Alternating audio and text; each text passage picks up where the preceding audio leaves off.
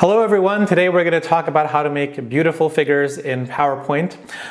Recently, one of my PhD students made a figure for a paper that he was working on, and he came to me and he's like, what do you think of this figure?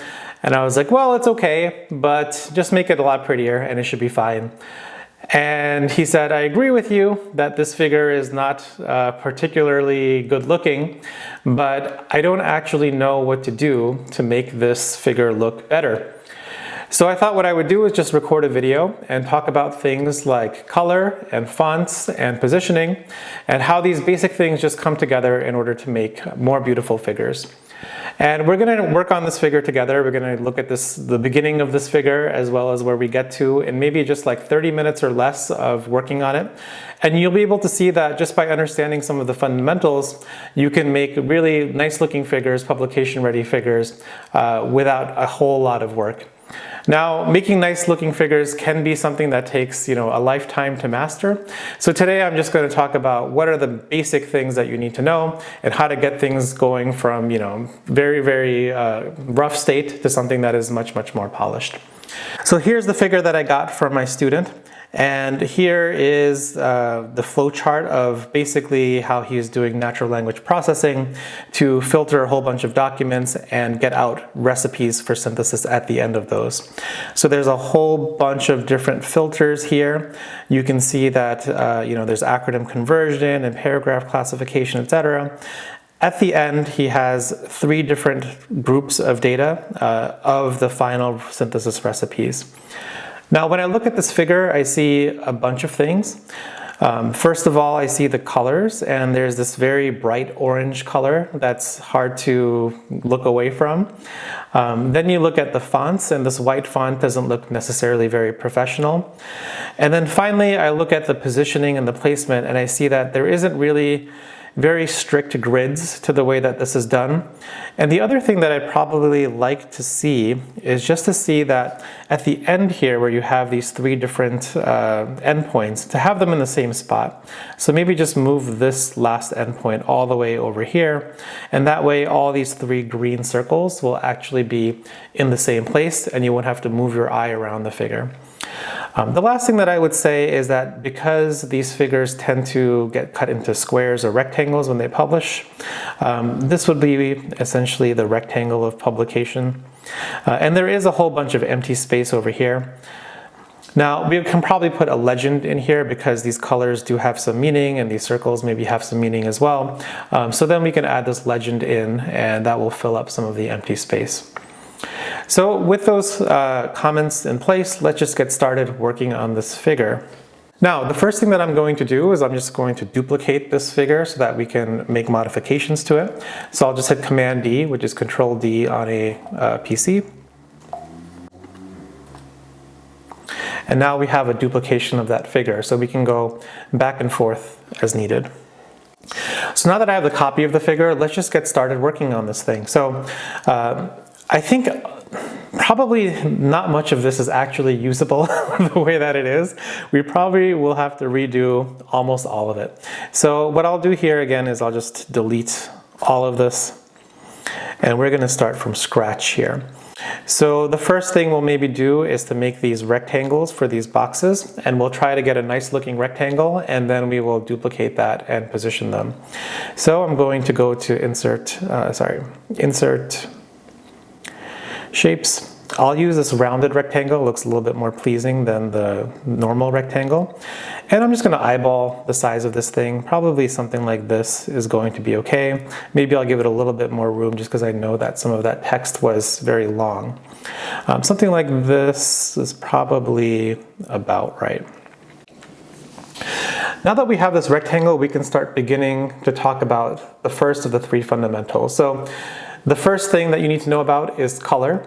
The second thing that you need to know about is fonts and typography. And the third thing that you should know about is positioning and placement and alignment.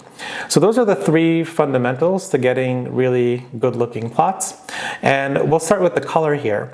So this color is a dark blue, which really asks for the font being white in dark blue because you can't see a black font on a dark color.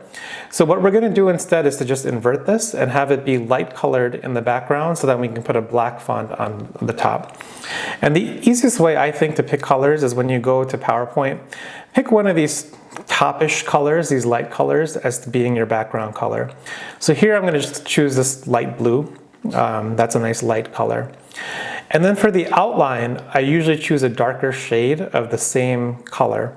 So for this outline here, I chose this as my fill. So I'm going to just go down a couple of rows in that same column and just choose a darker version of that as the outline. And then the thickness you might have to play with a bit, but maybe something like 3 points would look okay here. So now I have a basic shape, and it has nice pleasing colors, and it looks a little bit more refined than the shapes that we had in the past. So after color, the next thing that we should think about is fonts and typography. So if I edit the text here and I look at the default text, I'm going to write this as text. So it's white, so obviously you can't read it on this light background, so let me first just make that black. And now there's two comments that I would have here. First of all, of course, it's very small, so let's make it a bit bigger. And then second is the font choice itself. So this font is called Calibri. It's not a terrible font, but you can do things that are a little bit more interesting and makes the figure look a little bit less like you chose the default settings for everything. So let's talk about fonts for a second in a new presentation slide. So here's a new slide, and we can talk about fonts here, and we can give, this is a test sentence. And one trick that I'll tell you about picking fonts is there's a couple of letters that are tricky in fonts. So for example, the number 1, capital I, and the lowercase letter L. You can see how in this particular font Calibri, the capital I and the lowercase L look pretty similar. Another combination is lowercase I and lowercase j. Another one is A and O, lowercase a and O. And in Calibri, it's actually not too bad. You can see that there's pretty good distinction between all of these letters. But in some other fonts, like let's go to Futura or something. Futura is a nice font, but then you can see that I and J, this J just doesn't look very good. The A and the O might need a little bit more distinguishing as well. There's other fonts like Gil Sans, where now it looks very silly, where the 1, the L, and the I and the L look almost identical. So these are things that you need to watch out for when you pick fonts. Now when picking a font, I generally suggest using a sans serif font. So in my test sentence, if I made it a serif font, that would be something like Times New Roman. So in a serif font, and let me just make this big so we can see it a bit better. We have these extra things at the bottoms of the letters, like these at the bottom of the T and the H, etc., as well as sometimes at the top. And this can look a little bit formal and hard to read when the font gets very small, like it often happens in figures. So I often just prefer sans serif fonts, and Calibri is a sans serif font. My go-to font is Avenir. It comes packed with Macintosh. So if you have a Macintosh, then you probably have Avenir or Avenir Next. And I like Avenir because it's a very pleasing font, and it has pretty good separation between the letters as well. The other font, if you don't have a Macintosh or you don't like Avenir, that I would recommend, there's one that you can go to Google Fonts and download a whole bunch of free fonts that are actually quite attractive. And in Google Fonts, there is a font called Nunito that you can download and install on your computer, and it's completely free. So let me just change this to Nunito really quick. So here's a test sentence in Nunito, and you can see, again, there's really good separation between some of these letters, and then it's an attractive looking font. Long story short, you can probably just use Avenir, Avenir Next, or Nunito if you just want to be simple. If you want to be more complicated, you can look at Google Fonts and pick your own. So let's go back to this figure, our new version of the figure, and let's just make this font to be Nunito. Great, so now this text looks a little bit more refined than it did before. Okay, so we have coloring, we have fonts. The next thing is positioning and alignment. So if I go back to my original figure, I can see that I have 6 different boxes here. So I want to reproduce these 6 boxes, but I do want them to be evenly spaced out, and I don't want them to be, sometimes bunched up and sometimes far apart. There might be reasons to bunch things up if you want to convey a certain message by bunching, but in this case it looks relatively random, so I think I'm going to see if I can just make them even for this case. Alright, so what I'll do is I'll make a couple. I just hit Command D, and then I'm going to use PowerPoint Command D, and this will just space them evenly.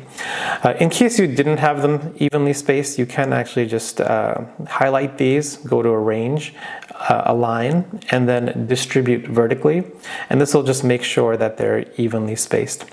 So now we have our 6 filters here. If we go back, the next step is to maybe add either this filter over here or to add some of these circles. Let me do the circle shape next. So I'm going to Insert Shape. And again, the focus here will probably be just to try and get something that looks relatively attractive. And so here I have a circle shape. And again, I'm going to pick a fill color that's relatively light.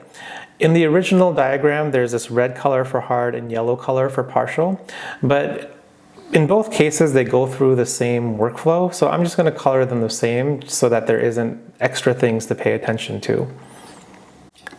So I'm going to the shape. I'm going to fill it again with one of these top row colors, and I will choose this orange to represent that there's some kind of a warning or something that needs to happen. And then I'm going to give it a fill that's a darker version of that same color. So I'm going to use this one over here. Good, and then we use a thickness of 3 for this filter over here. So let's just go and make the weight 3 again, just so that we have the same thickness for everything. Okay, so I have a shape here. I have another shape up here and another shape down here. But remember, we did not want to have this down here. We wanted to maybe move it this way, so we won't make that shape just now. Okay, so we do have the filter, and then we have 3 shapes like this and like that. And again, you can distribute these vertically if you didn't get the right spacing the first time. Now, these 3 we want to make green, so I'm going to change this color to green and shape format, fill it with a light color, and give the outline a darker version of that same color. Now, I'm probably going to run out of room here, so I'm going to go to my design, slide size, and maybe just make this a bit bigger so that I have space to work.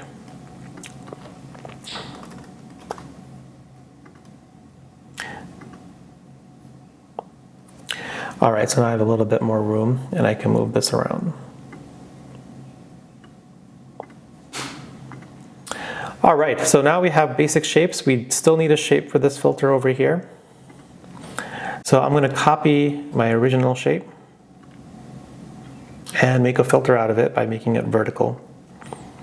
And this I'm just going to kind of eyeball. I want it to be about the height of these 2 because these 2 are going to go, these 2 circles over here, because they're going to go through the filter.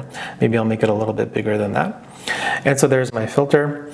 And actually, even though it's not on the original diagram, there's a manual correction filter on this step as well as there's manual correction here. So I'm going to add a second filter which is not on the original diagram, which is manual filtration. So let me move these out of the way and then add a manual filter. And that's going to go through all 3 of these circles, so I'm going to make it a little bit bigger. And again, a lot of this is just eyeballing it. It's not making it super precise. Good, and I might make these a bit skinnier just to make the figure a little bit more squarish. All right, so now that we have the basic elements of the plot in place, let's just fine tune some of the alignment. So I want this circle here to be in between these 2 because this circle gets pointed to from both of these. So let's see if I can kind of get that about right. I want this circle over here to be in line with this rectangle. So here we go. Now it's in line with both. I can see that from the dotted lines. And then I probably want all of these to be evenly spaced apart. So what I'll do is I'll group this.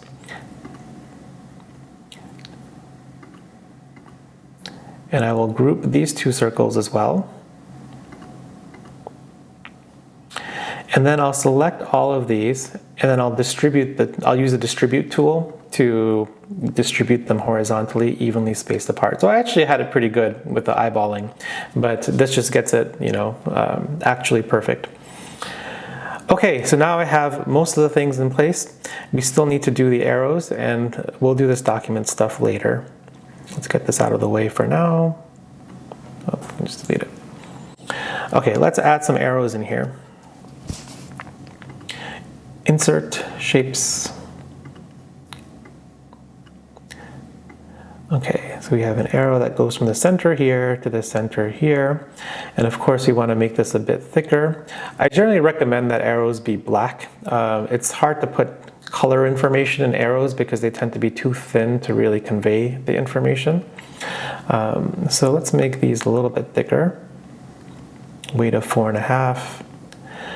That looks pretty good. I mean, the arrows are barely even noticeable, so if you were doing this a bit more carefully, maybe we want to space these out a little bit more, but I think this is okay for this purpose. So I'm going to hit Command D, duplicate that, and then I just keep hitting Command D. It's Control D on a Windows machine, and that gets these all in place. So we have our basic arrows. Now we need arrows going from these two steps to the hard step. And again, I would say I wouldn't put color information in the arrows. It just becomes a little bit distracting. So I'm just going to keep these arrows black instead of coloring them. And these are going to go to the center node. So as I align these, I'm going to make sure I click them to the center part using that little dot that appears in PowerPoint. And then this one will go straight. Good. And then both of these circles are going to go through the filters, and then they're going to pass through all the way to the green ones. So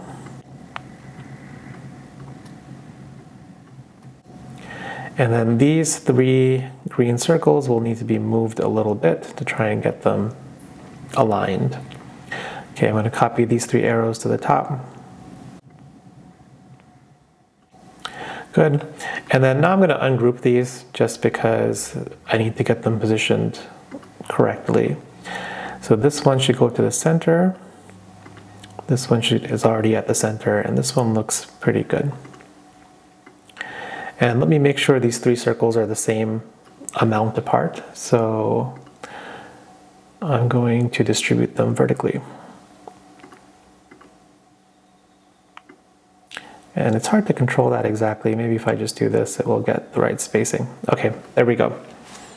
Now I want one more arrow going from this part to this circle, but passing through this filter, this manual correction filter that we're going to have. All right, make the filter a little bit. Well, actually, we can align the tops of these with the tops of this. Okay, so for this one, I'm going to use a right angle arrow. So let me go to my shapes, go to the right angle arrow, and something like this probably. I think that's about right. Let's make sure that that's aligned, okay.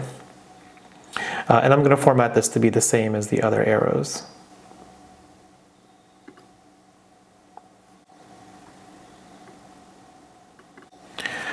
Okay, so now we have a figure that looks pretty decent. The colors look pretty good. The fonts look pretty good. We should add these documents at the top that we had before. It looks like this got destroyed when we scaled it. So I'm just going to recover that real quick and I'll be back. Okay, so we're back, and I got the document shape again from a previous file, and I'm just going to paste this as a picture because that will make it easier to not have it be scaled again. And I'm going to align the center of these documents with the center of my first filter. I'm using the arrow keys to make some fine adjustments. And that's pretty good. It's not perfect, but it's definitely good enough. Okay, so now we can see our new figure looks quite a bit more attractive than the previous version of the figure. We no longer have really intense colors, we have much more pleasing fonts, and then we also have a better layout where all the green circles are in the same spot at the end. So the next thing that we should do is to put in the actual text that we want to put in. So we have acronym conversion.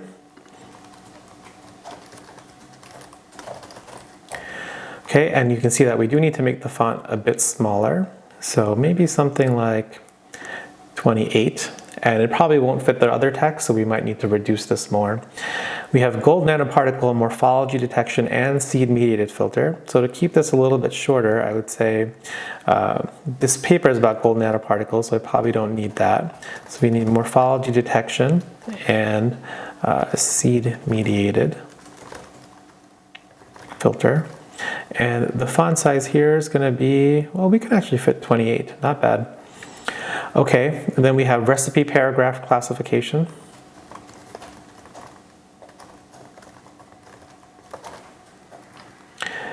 And we'll make this 28 again.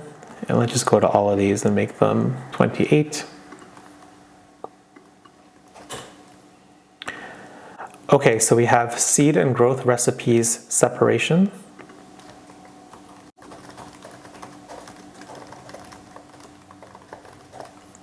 We have precursors and amounts parser.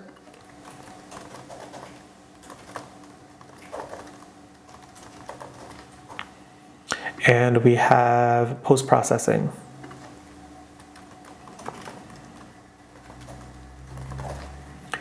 Okay, and then over here we have LLM-based precursor and amounts extraction. So I'm going to say LLM precursor and amounts. And of course this doesn't fit, so what I'll do is I will rotate the text in this. So I'll use this rotate tool and we'll rotate it this way. And then this is the filter that we added because it wasn't in the previous one, but it is one of the steps, which is manual curation. And we will again make this rotated text.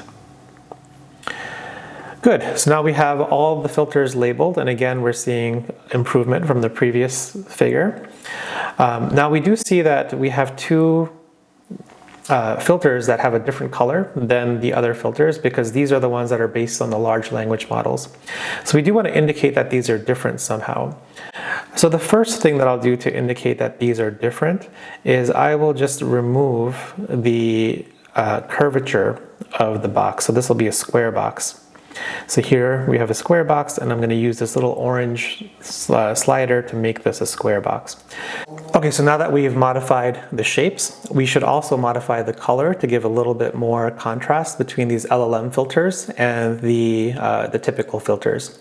Now in the original diagram, we picked a very aggressive color change, so orange to blue. Maybe we want to do something a little bit more muted here. And maybe purple would be something that's similar to blue, but a little bit different to give the sense that this is something that's a little bit different. Now, unfortunately, I don't have a light purple anywhere here, so we do have to make it. What we can do is we can go to more colors and then go to the crayons, pick one of the purples that are kind of light, so let's say this one, and then go to these sliders over here and just bring down the saturation. And that will give you a light version of a color that will be similar to the other colors that you have. There we go, we have light purple. And then for the outline, you can just pick the normal purple that's there. Okay, so now we have purple in here that distinguishes the LLM ones from the blue. And then maybe the last thing we want to do is that the manual curation is a manual step. So this is also different than these algorithmic filters. So maybe I'll update the curvature to be really curvy on that one. And then we can make this another color. So we can make this one relatively different. So let's say yellow. Okay, so now we have almost everything in place. There's certainly some numbers to add, which we'll do at the end. But before we get to those numbers, let's just add a legend to this figure so that people know what the different shapes and colors stand for. So here I've copied one of the shapes. I'm just going to reduce it in size. I'm going to get rid of the text.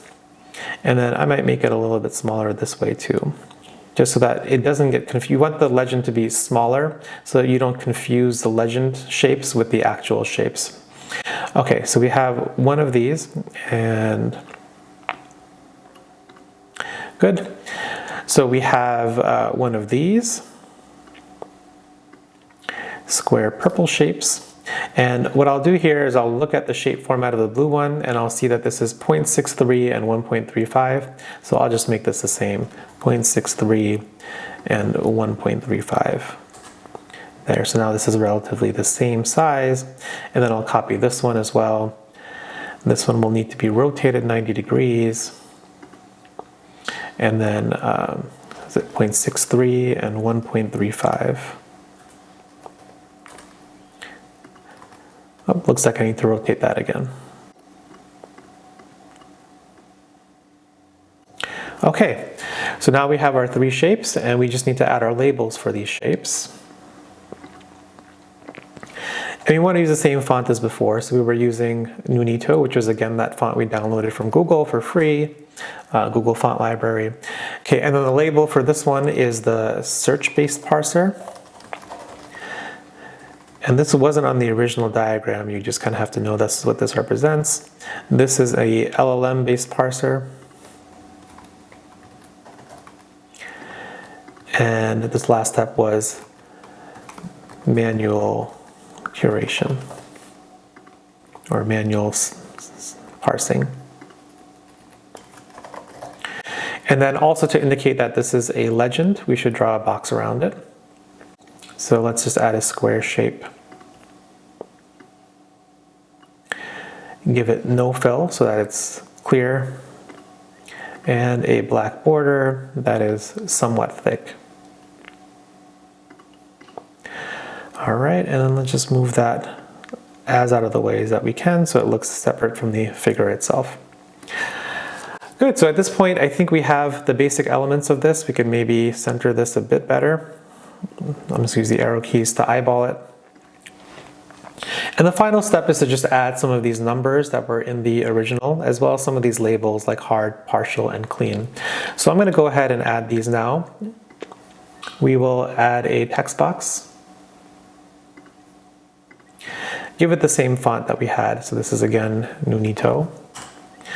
And then I'm just going to put in a number 333. Okay. And then get the size to be about what we want. All right, so we have 653 and 312.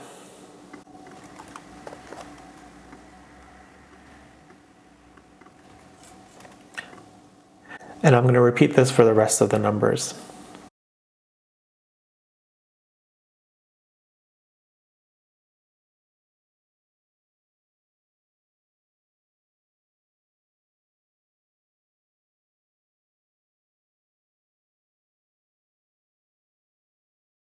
Okay, and let's add the labels for the different circles as well.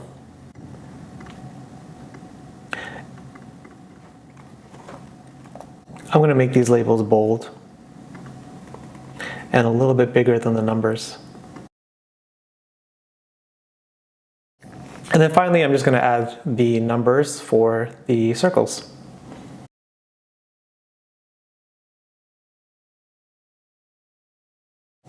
And when positioning these labels, you want to make sure that you put the label closer to the shape that it belongs to than any other shape. So for example, if I were to put this hard label just a little bit down, it's hard to know whether this hard label belongs to this shape or this shape. So I want to intentionally put it a little bit up, just so that it's very clear that which shape it belongs to. I'm going to do the same thing for these, so just make sure that we are in the same, we are very clear about which circle these numbers belong to, and it's not halfway between two of them. Okay, and let's just do some final alignments. Let's get these aligned. Let's get these aligned. Let's get these three aligned.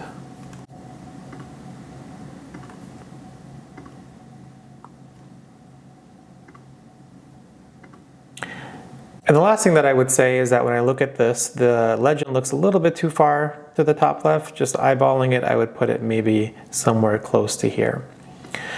Okay, so here we have our final plot. It's much improved from the original plot. So if I flip back from the original plot to our final plot, we see clear differences in the level of quality here, and this second plot is definitely something that I would put in the publication without hesitation. Certainly you could clean this other plot up, this new plot up even more if you use a tool like Adobe Illustrator, but this is definitely good enough for a publication, and I would probably myself wouldn't bother to try and make this any better than it is already. It didn't take too long and there wasn't too much to learn. In terms of colors, remember to use a lighter color is the background, a darker version of that same color as the outline, and to use a black color for the fonts. For the fonts, we chose a sans serif font. We chose one that had pretty good distinguishing of different letters and characters. The particular one that we used was called Nunito, which you can download from Google Fonts. But if you also have a Mac, you can use Avenir or Avenir Next, which I use all the time. The other thing that I'll tell you about Avenir, which is nice, is here's my test sentence. And if I go back here and I go to Avenir, you can see that there's actually multiple weights of this font. So there's, and different styles as well. So you can go ultra light, you can go ultra dark, and you can go all the way in between. So it's nice to have a lot of control. The other thing that's nice about it is that there is also a condensed version of this font. So if you need to really fit things into tight spaces, you can use condensed, and that will make the words a lot less wide. So for example, inside where these numbers are and things are getting a little bit squishy, you might consider using a condensed version of a font, and that will just make these a little bit less close together. But overall, we can declare this a success, and I look forward to seeing you in the next video.